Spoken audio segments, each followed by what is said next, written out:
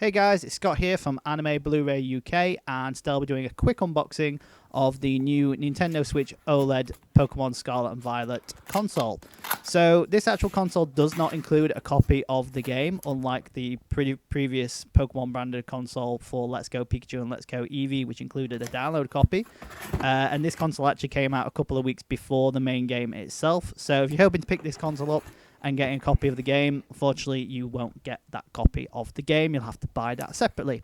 That aside, once we open the actual console, the presentation and layout is pretty much exactly the same as every other Nintendo Switch OLED model that's available on the market. The only difference is that we've got brand new different colored Joy-Cons and a limited edition Switch backplate, as well as a brand new dock. But we'll go into that in more detail in a moment.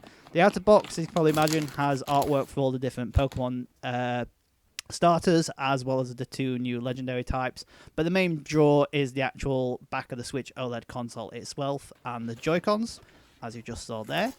But moving that aside, we then have the actual Switch dock for this Pokemon branded console.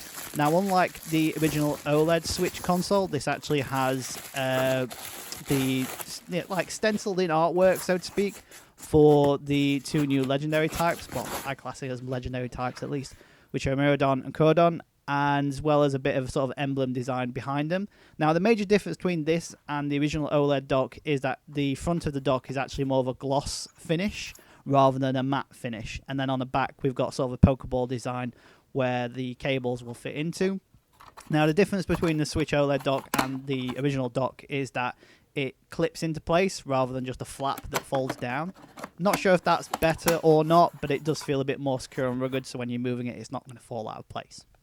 Moving on, we then have the Nintendo Switch Joy-Cons, which are Scarlet and Violet, or orange and purple, as I say, with white Nintendo Joy-Con straps. And these also have purple and orange, or Scarlet and Violet, threads that you put around your wrist to make sure that you don't drop them when you're playing the games.